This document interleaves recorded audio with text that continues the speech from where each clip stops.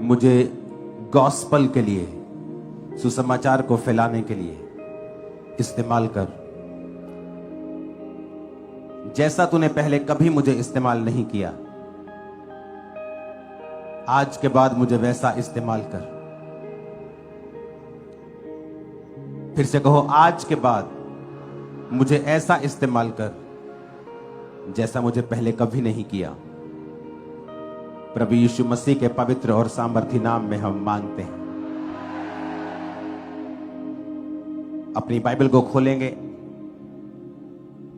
पवित्र वचन अगर आपने नहीं समझा तो याद रखो, आपके पर्सनल एक्सपीरियंस वो हीलिंग हो सकता है, आत्मा पाना हो सकता है, डिलीवरेंस हो सकता है, दर्शन हो सकता है, सपना हो सकता है, कोई इनकाउंटर हो सकता है परमेश्वर के साथ। वो भी आपको बचा नहीं सकते हैं अगर परमेश्वर के वचन को आपने सीखा नहीं। इसलिए यीशु मसीह ने जब शैतान के साथ सामना हुआ तो उससे नहीं कहा कि तू मुझसे ऐसा क्यों कह रहा है कि यदि तू परमेश्वर का पुत्र है। तू जानता है कि आकाशवाणी हुई थी कि मैं परमेश्वर का पुत्र हूं।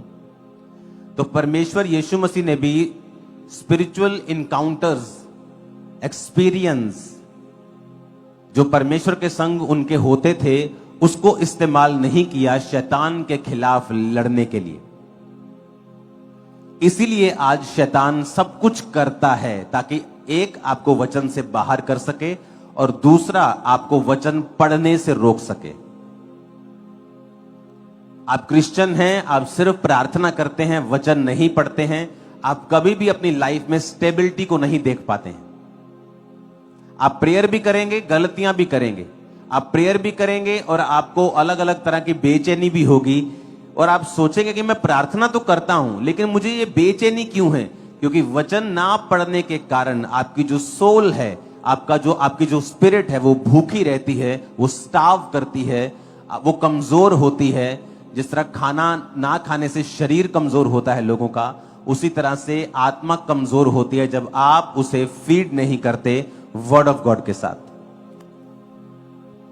एक गाड़ी में ऑयल होता है, तेल होता है, डीजल होता है, पेट्रोल होता है, इलेक्ट्रिसिटी होती है जो गाड़ी को चलाती है। लेकिन उसमें एक मोगलाइल भी होता है, इंजन ऑयल होता है जो उसको ठंडा रखता है। तो प्रार्थना एक फ्यूल की तरह है जिसके बिना गाड़ी चल नहीं सकती। लेकिन वचन पढ़ना उस इंजन ऑयल की तरह है कि अगर आप उसे नहीं डालेंगे तो गाड़ी जल जाएगी। इसलिए लोग गलतियां करते हैं अपनी लाइफ में क्योंकि वो वचन के साथ जुड़े हुए नहीं हैं। इसलिए आप जो कुछ भी करें, हमेशा अगर आपको प्रार्थना भी करनी है तो एक रूल, एक नियम बनाएं कि प्रार्थना करने से पहले आपको आधा पौना घंटा, आधा घंटा, 20 मिनट, आधा घंटा कम से कम आप बाइबल जरूर पढ़ें। जब भी आपको प्रेयर करनी है, अगर मुझे प्रेयर करनी है तो मैं जाता हूं, वर्शिप करता हूं, प्रार्थना करता हूं, क्वाइट टाइम बिताता हूं। लेकिन जब मुझे वचनों से या प्रार्थना करनी है पॉइंट्स को लेकर, उससे पहले हमेशा मैं बाइबल के अध्यायों को पढ़ता हूं। और मैंने सोचा होता है कि मैं इतने अध्याय पढ़ूंगा, लेकिन उसे ऐसे फटाफट मैं नहीं पढ़ता जाता हूं। अगर एक लाइन पे भी मैं अटक गया और मुझे वहां पर पवित्र आत्मा ने कुछ समझाया तो उसकी फिर पूरी स्टडी मैं करता हूं, चाहे 2 घंटे निकल जाएं, वो बात अलग है। लेकिन एक खास अध्यायों को पढ़ के कि मुझे 5 अध्याय पढ़ने हैं या मुझे 10 अध्याय पढ़ने हैं, उसके बाद ही मैं हमेशा पॉइंट्स के साथ प्रार्थना करता हूं। क्योंकि आपको यह समझ होनी चाहिए कि जिस तरह शारीरिक समझ है लोगों को कि कौन सी चीज किस समय पे खानी चाहिए। अगर ये चीज मैं रात को खाऊंगा तो ये शरीर को नुकसान करेगी, अगर यही चीज सुबह खाऊंगा तो शरीर को फायदा करेगी। चीज वही है, शरीर वही है, टाइमिंग उसी तरह से बाइबल है। आप बाइबल जब पढ़ते हैं, आपको बाइबल के अध्याय पढ़ने हैं और फिर आपको प्रार्थना करनी है। आप जैसे ही बाइबल को पढ़ के प्रार्थना करेंगे, आप एक अजीब किस्म का पीस, एक शांति जो है अपने हृदयों में देखेंगे परमेश्वर ने आपको भेजी है। कितने मेरी बात को समझ रहे हैं? इसलिए जब भी आप अपनी लाइफ में कभी कमी पाते हैं, बेचैन पाते हैं, तो हमेशा आपको नजर आएगा कि उसमें एक बड़ा रीजन था कि आपने पवित्र वचन को अपने जीवन में स्थान नहीं दिया है। इमेजिन करो, आप कैंसर से जंगे हुए हैं, तब भी शैतान ने आपको हरा दिया। कैसे? क्योंकि आपको वचन नहीं पता। उसने आपको इमोशनल कर दिया, उसने आपको चीजों में उलझा दिया और आपको वर्ड ऑफ गॉड जो है वो नहीं पता। और जैसे ही आप वर्ड ऑफ गॉड में घुसते हैं, लागोस जिसे बोलते हैं, लेगोस, लिखा हुआ वचन, शैतान हमेशा लिखे हुए वचन से हारता है। एक होता है रेमा वचन, जो परमेश्वर खास किसी टाइम पर आपके जीवन के लिए बोलता है। वो शैतान को हराने के लिए नहीं होता, वो परमेश्वर ने आपको किसी डिलीवरेंस के लिए, कोई हीलिंग के लिए, किसी मिशन को देने के लिए, आपकी लाइफ में कुछ करने के लिए वो आपको देता है। जिस तरह पतरस को परमेश्वर ने कहा, पतरस ने कहा प्रभु अगर तू ही पानी पे चल रहा है तो मुझे आज्ञा दे। तो परमेश्वर ने कहा हाँ पतरस आ जा, ये कौन लड़का घूम रहा है बीच में और तेज तेज चल रहा है, इसको रोको प्लीज, बिना चले फिरे। हालेलुया। आपको ये बात समझ आनी चाहिए कि मुझे लागोस यानी लिखा हुआ वचन पढ़ना है, क्योंकि वही है जो रॉक है। रॉक मतलब पत्थर। वही है जो गोलियत के सिर में घुसेगा और गोलियत जितना मर्जी बड़ा हो, एक छोटा सा पत्थर उसे घुटनों पर लाकर गिरा देगा मुंह के बाहर और उसकी गर्दन कटवा देगा, उसे पता नहीं था। जब दाऊद गोलियत को मार रहा था तो गोलियत बहुत बड़ा योद्धा था, लेकिन दाऊद ने लिखा पत्थरों को छांटा और जब गोफन से चला के मारा तो गोलियत को 1 सेकंड लगा मरने के लिए। आपको कई बार लगता है ओ शैतान देखो ये बड़े बड़े जबरदस्त हैं जी, ये तो एक पत्थर की मार है। वो वचन में घुस जाओ, आपके कदमों के नीचे गोलियत होगा। वचन से हारेंगे, जब भी शैतान और शैतानी एजेंट हारेंगे, वचन से हारेंगे। ये टाइम है वर्ड ऑफ गॉड में जाने का, पूरी तरह से अपने पवित्र वचन को पढ़ने का। ये आपका डिफेंस है, ये मेरा डिफेंस है। गोलियत हंसा, कहता तू क्या कर लेगा, तुझे दिखता नहीं मैं कितना बड़ा योद्धा हूं। उसने कहा तू अपनी तलवार के बल से मेरे पास आया, भाले के बल से आया है, लेकिन मैं तलवारों और भालों के बल से नहीं चलने वाला, मैं यहोवा के नाम से तेरे सामने आता हूं। और लिखा जैसे ही उसने गोफन चलाया उसके माथे में वो घुसा और एक बड़ा दैत्य गिर गया और मर गया। ये विक्ट्री थी अगर आप वर्ड के साथ जुड़े हुए हैं तो, क्योंकि जैसा जैसा आप वचन पढ़ेंगे आपका भरोसा परमेश्वर के ऊपर बढ़ता जाएगा। लिखा विश्वास सुनने से और सुनना मसीह के वचनों से।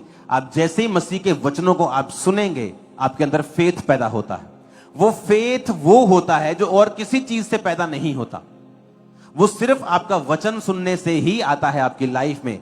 वो वचन चाहे आप गवाही के रूप में सुन रहे हैं, चाहे वो आप यहां पर सुन रहे हैं, लेकिन आपको वचन के साथ जुड़ना होगा अगर आप शैतान को हारता हुआ देखना चाहते हैं तो। इसलिए आप नोटिस करेंगे कि बाइबल पढ़ने वक्त शैतान नहीं चाहता बाइबल पढ़ें, वो चाहता आप अलग अलग तरह के कामों में घिरे रहें, चिंताओं में घिरे रहें, चीजों में घिरे रहें।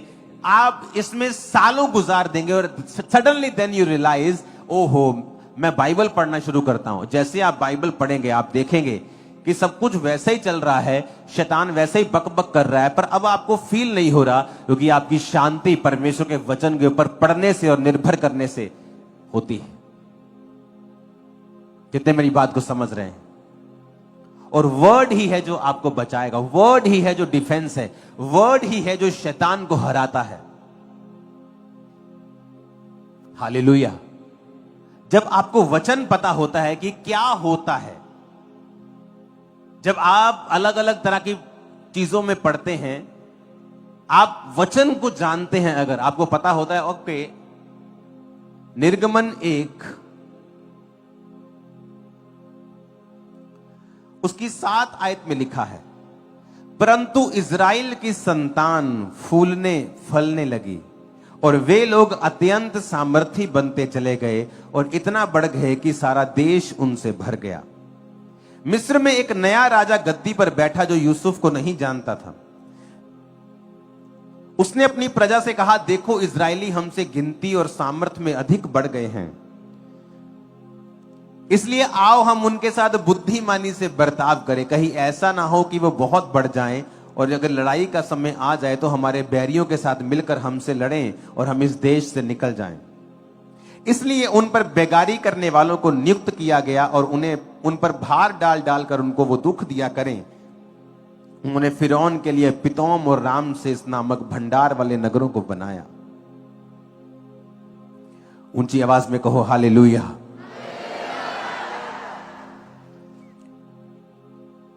अब लिखा है कि इजराइल की संतान फूलने और फलने लगी।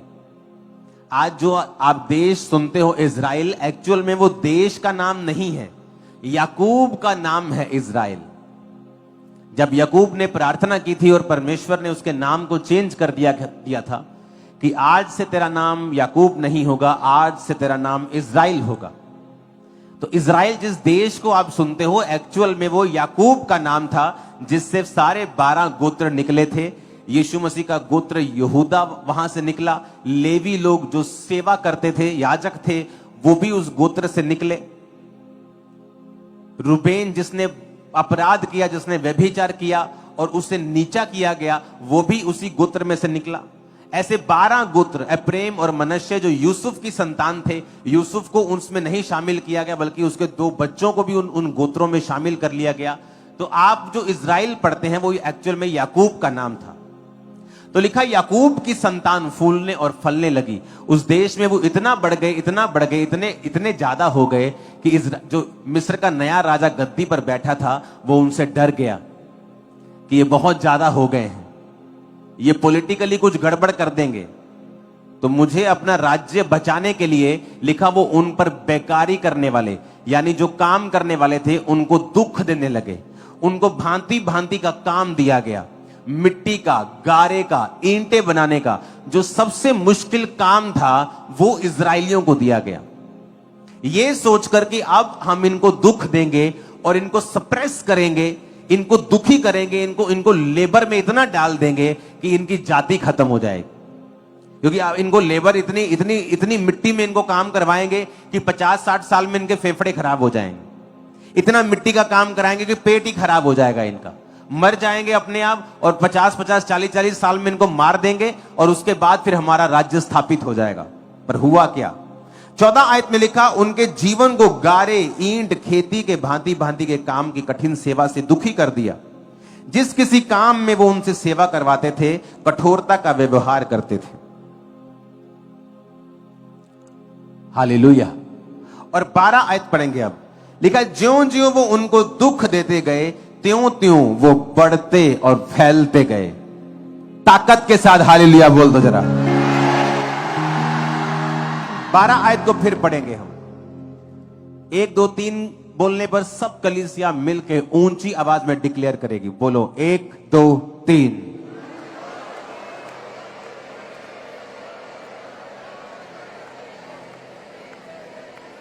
हालेलुया। क्या लिखा वचन में? कहता उल्टा हुआ। उन्होंने सोचा था कि हम इनको दुख देंगे, ये बीमार हो जाएंगे, स्ट्रेस में चले जाएंगे। पर भाई साहब, यीशु की कौम स्ट्रेस में रहने वाली नहीं, ये अलग है। हालेलुया। कोई मुझसे कह रहा था कि आपको कोई ना कोई बंदा घसीटता रहता है फालतू कामों में, झूठे बयानों में।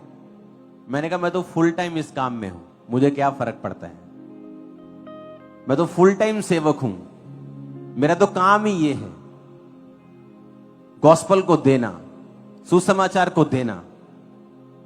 मेरा एक ही काम है आज दुनिया में, परमेश्वर के काम को करना। तो मुझे कोई फर्क नहीं। तो बाइबल कहती ज्यों ज्यों वो उन्हें दुख देते गए, त्यों त्यों वो बढ़ते और फैलते। उन्होंने तो प्रोग्राम बनाया कि इनको लॉ बनाया ना, लॉ चेंज किया कंट्री का। ऐसे इन लोगों को थोड़ा टाइट कर दो, लेकिन जैसे टाइट किया वो फैल गए, बढ़ गए।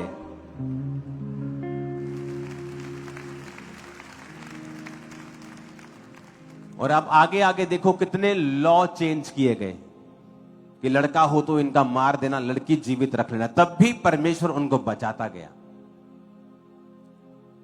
फिर मूसा पैदा हुआ।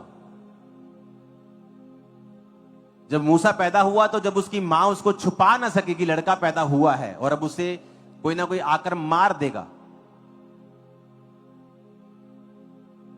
इमेजिन करो, अब राजे ने यह कह दिया था प्रजा को, उसने कहा मेरे ऑफिशियल्स काम नहीं करेंगे, फुल प्रजा को बोल दिया कि जब भी तुम किसी इब्री का बालक देखो उसे मार दो, मैं तुम्हें बचा लूंगा। कत्ल करने का फरमान जारी हो गया आम पब्लिक को। इमेजिन करो उस टाइम उन लोगों की हालत क्या रही होगी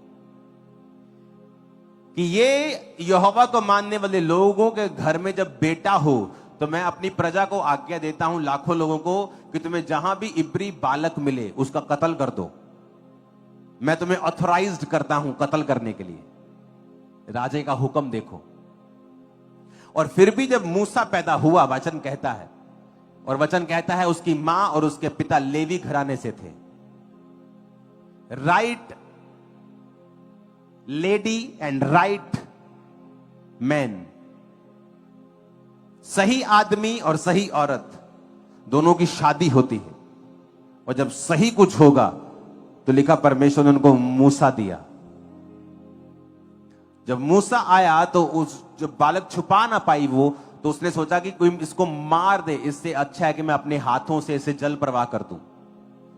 तो टोकरी बना के उस पर मिट्टी लगा के वाटरप्रूफ करके उस टोकरी को उसने नील नदी में छोड़ दिया।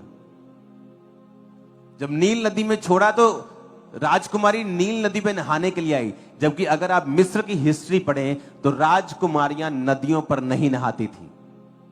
उनके लिए महलों के अंदर स्पेशल पॉन्ड होते थे जहां पर वो नहाती थी। राजकुमारियों को नदियों में नहाने की आज्ञा नहीं थी। पर उस समय वो सारा इंसिडेंट परमेश्वर की ओर से ठहराया गया था कि जैसे ही उधर से उसने अपना बच्चा नदी में छोड़ा और उसकी बहन जो थी मूसा की, वो उस पानी को बहते हुए, उस बच्चे को बहते हुए दूर दूर देखती गई कहां तक जाता है, कहां तक जाता है। तो उसको दिखा कि राजकुमारी ने उस बच्चे को पकड़ लिया, उस टोकरी को कहा कि टोकरी आ रही है। उसकी सहेलियों ने पकड़ा और खोला तो रोता हुआ इब्री बालक था। जब वो रो रहा था तो उसको तरस आ गया और वो लड़की वहीं थी, मूसा की बहन, और उसने कहा कि ये बहुत रो रहा है, अगर तू चाहती है तो मैं किसी इब्री जनानी नु फड़ लिया, वहां दूध पिया देवे। कहती जब पकड़ लिया तो वो उसी की मां को ले आई।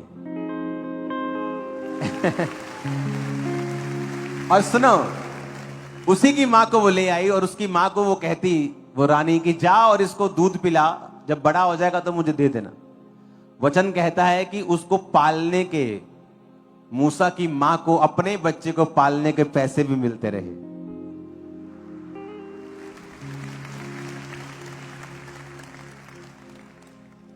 इमेजिन करो परमेश्वर किस तरह से सारी घटनाओं को करता था। मैं आपको बताता हूं, खुदाबंद आपके साथ खड़ा है, मैं आपको बता रहा हूं। अब मैं सारी घटनाएं आपको नहीं बता सकता वो कैसे खड़ा है, लेकिन वो ऐसे खड़ा है ना, आप सोच भी नहीं सकते। जबरदस्त, पक्की यारी है, पक्की।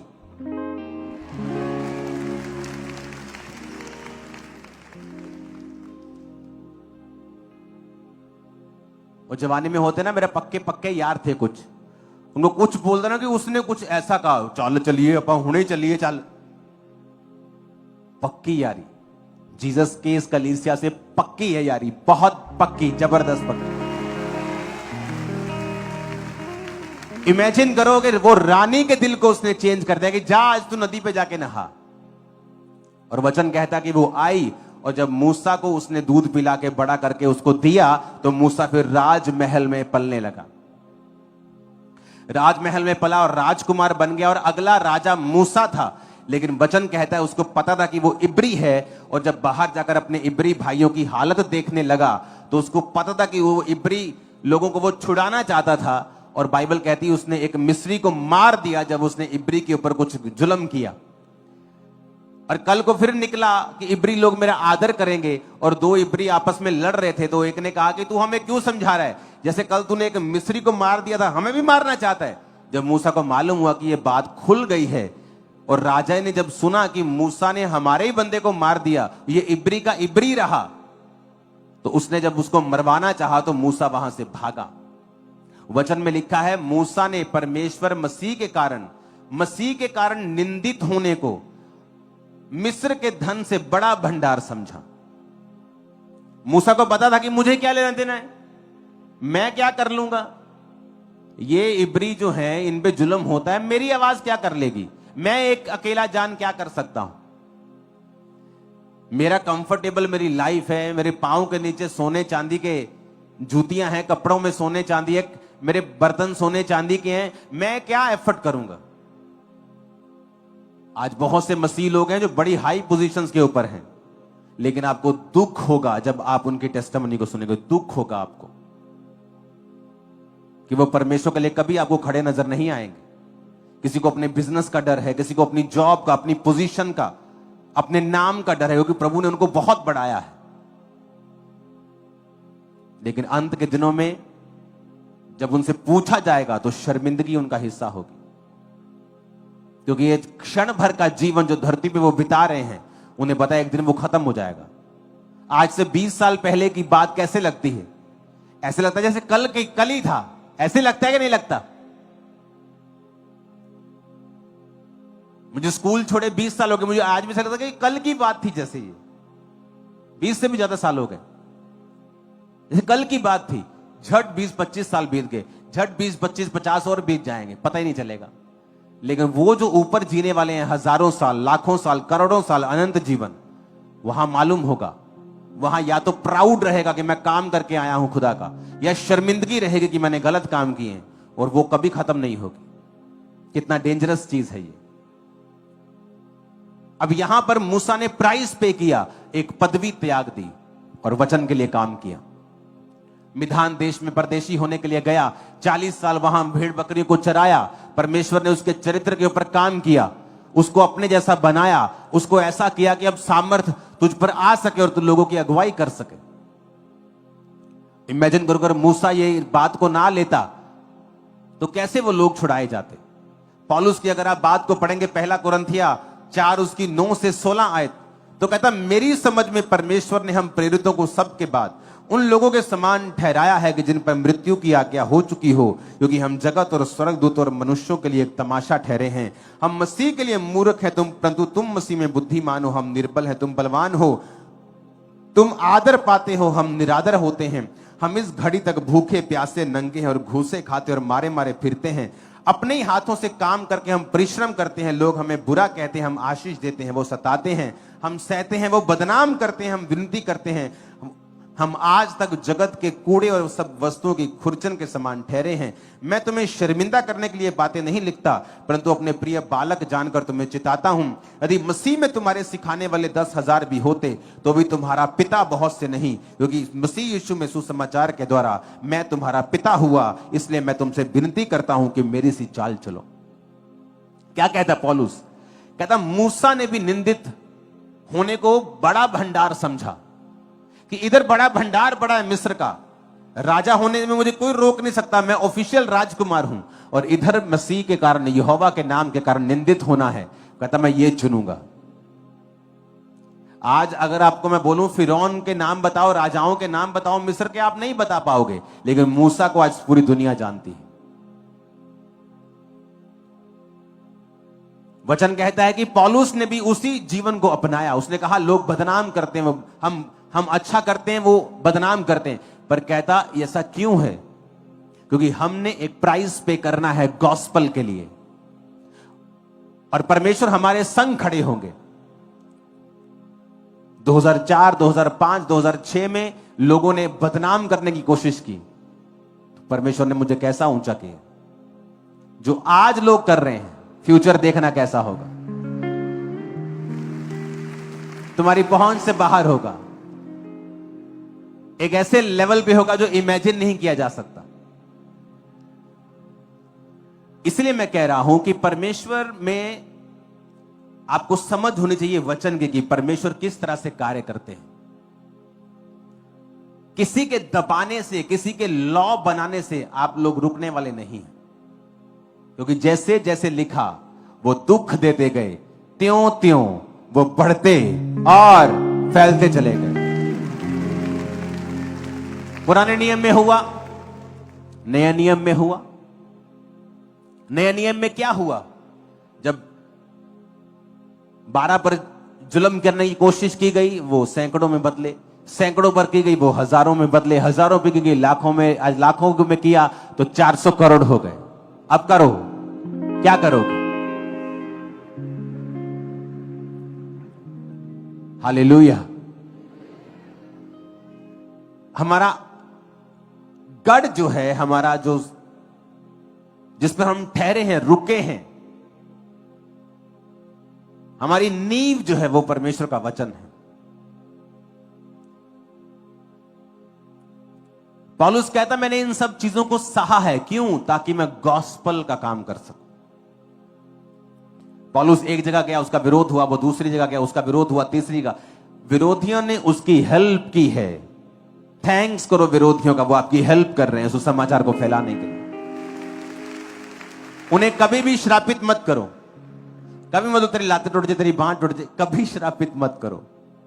वो आपके हेल्पर्स हैं। जहां आपके मित्र आपको नहीं लेके जा सकते, विरोधी आपको वहां ले जाकर खड़ा कर देंगे परमेश्वर के नाम। वो वहां आपको फैला देंगे जहां आपको लोग नहीं जानते हैं। चाहे आप किसी भी तरह से फैलें, चाहे वो नेगेटिविटी फैलाने की कोशिश करें, मेरा परमेश्वर क्रॉस पर 2 नेगेटिव लेकर उन्हें पॉजिटिव कर चुका है। उसको आदत है पॉजिटिव करने की। तुम वरी मत करना, वो ऐसा पॉजिटिव छक्का मारेगा और सदा छाए रहेंगे हम, यीशु मसीह के नाम में। हालेलुया। थोमा आया इंडिया में और इंडिया में शहीद हुआ। ये सोचा कि थोमा को मार दो इसको, क्रिश्चियनिटी स्टॉप हो जाएगी। क्या हुई स्टॉप? क्या हुई स्टॉप? आज आप साउथ में चले जाओ, आपको मालूम पड़ जाएगा क्रिश्चियनिटी क्या है, कितनी है। नॉर्थ में, नॉर्थ ईस्ट में चले जाओ, मालूम पड़ जाएगा आप। केरला में चले जाओ, आप मालूम पड़ जाएगा आप।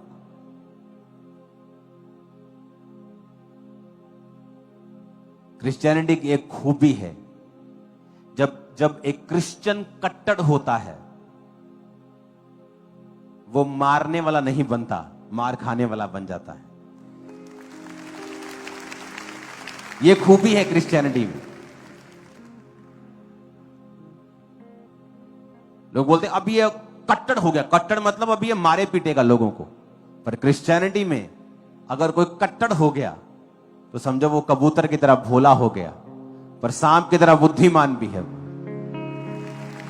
बुद्धिमान है, उसे मालूम है क्या करना है, लेकिन कबूतर की तरह भोला है।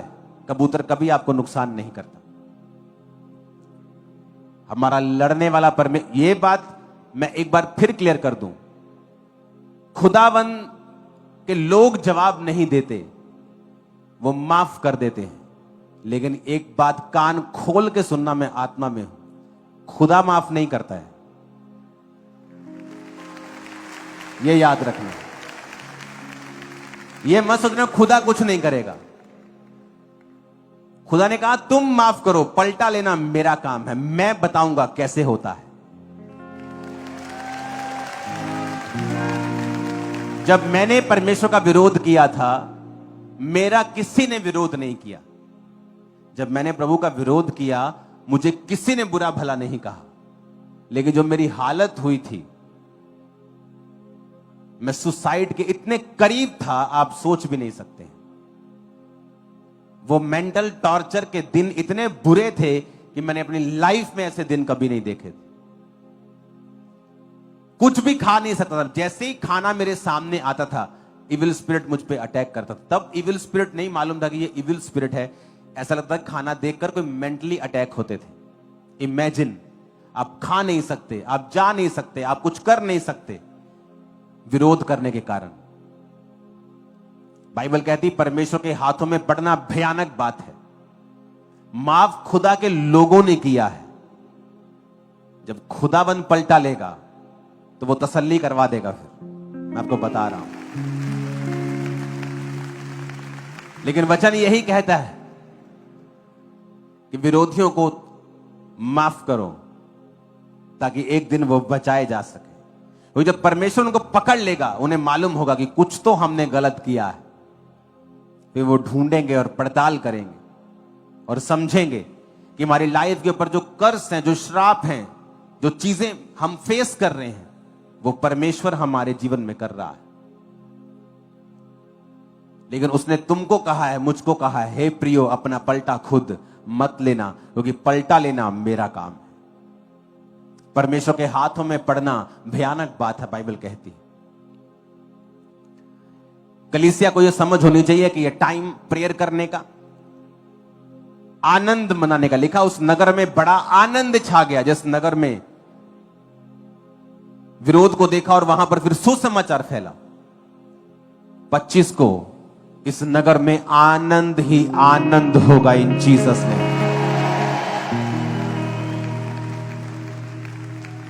सूट्स वाले है कि नहीं? इधरों आइया आवाजा, बंदियां लो कोई आवाज नहीं है। बंदियां ने पता कोई नहीं, बुधवार जावांगे कोट पैंट ले आना आप मार्केट चो। एक भैणा मेरिया तो हो गया महीना ही, केड़ा सूट पावा।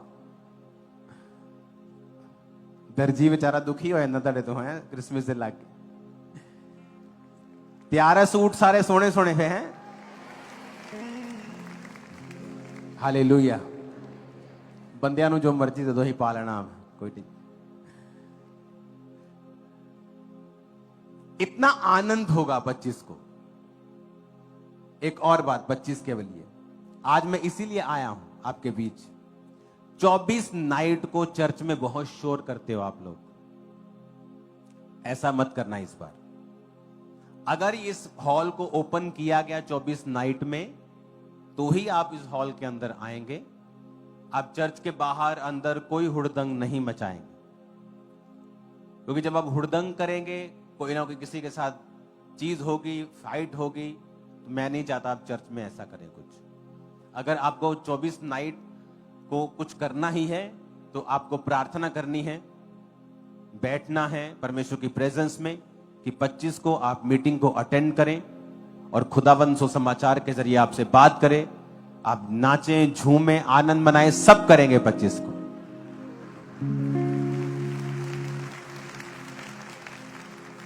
कोई एक दो भंगड़े दे स्टेप सीख लो 25 ਲਈ, यूट्यूब खोल के। आमीन। हमेशा दिमाग में रखो कि परमेश्वर की कलीसियाएं कैसे बड़ी हैं। फिर से बोलो उस आयत को फिर से हम पढ़ेंगे, 12 आयत को। 1 2 3 सब पढ़ो।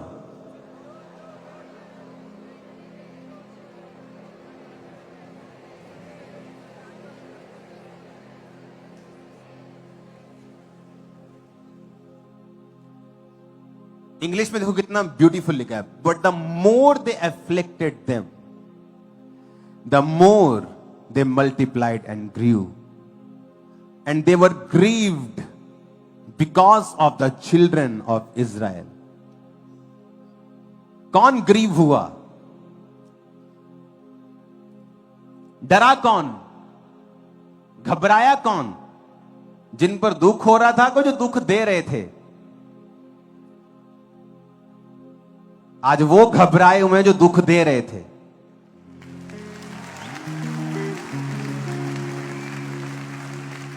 वचन पूरा हुआ कि नहीं हुआ? है कि नहीं जिंदा परमेश्वर हमारा? देखो लिखा है, पर ज्यों ज्यों वो उनको दुख देते गए, त्यों त्यों वो बढ़ते और फैलते चले गए। इसलिए वो इजरायलियों से अत्यंत डर गए। The more they afflicted them, the more they multiplied and grieve and they were grieved. Grieved. कौन ग्रीव्ड थे? इजरायली नहीं, दुख देने वाले कहते डर गए। इजरायली फैल गए, इजरायली ग्रो कर गए, वो बढ़ गए, और जो दुख दे रहे थे वो डर गए, वो घबरा गए।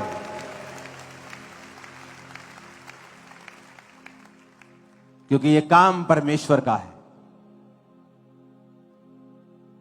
इमेजिन करो कि डर कौन रहा है, घबरा कौन रहा है?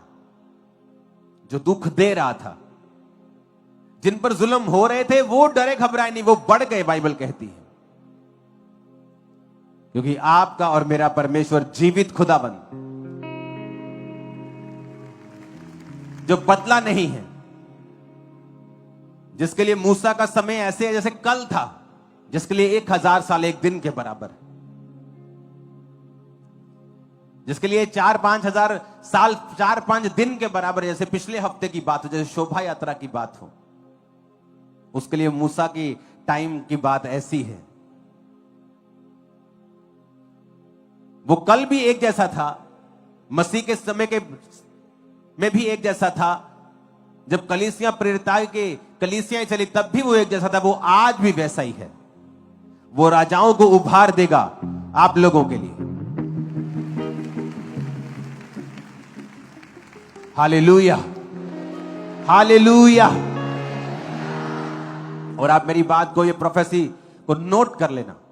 पूरी दुनिया से, मैंने आपको एक बात बोली थी, वो तब बोली थी जब वीजाज की लाइन लगी थी, इतना आसान हो रहा था, इतना बल्क में लोग जा रहे थे फॉरेन में। मैंने कहा था फ्यूचर ऐसा नहीं होगा। कहा था कि नहीं कहा था? वेरी टफ फ्यूचर, और टफ होगा। लेकिन मेरी बात आज कान खोल के सुनना, जो क्रिश्चियंस हैं, खुदाबंद के लोग, पूरी दुनिया की सरकारें आप पर फेवर करेंगी। मैं आपको बता रहा हूं, पूरा वर्ल्ड मैं आपको बता रहा हूं, क्योंकि परमेश्वर आप पर फेवर करेगा। वो लोगों के हृदयों को, सरकारों के हृदयों को आपके लिए ओपन कर देगा। मैं आपको बता रहा हूं, आप कोई आम नहीं है, आप टू मच स्पेशल हैं खुदा के लिए, आप सोच भी नहीं सकते। आपको लगता है मैं तो आम सा आदमी हूं। इमेजिन करो, मैं आपकी जगह 20 साल पहले 2005 में यहीं बैठा होता नीचे, और मेरा अगुआ मुझसे ये बात कह रहा होता, शायद उसको पता नहीं होता कि जिससे मैं कह रहा हूं वो क्या है फ्यूचर में। तो वही हालत आपकी है। आप सो स्पेशल है कि आप जानते नहीं आप कितने स्पेशल हैं। मैं आपको बता रहा हूं, आपको ये बात मालूम होनी चाहिए कि खुदा आपके साथ है, वो आपके लिए लड़ रहा है। आप अकेले नहीं हैं, आप टू मच पावरफुल है आत्मा में।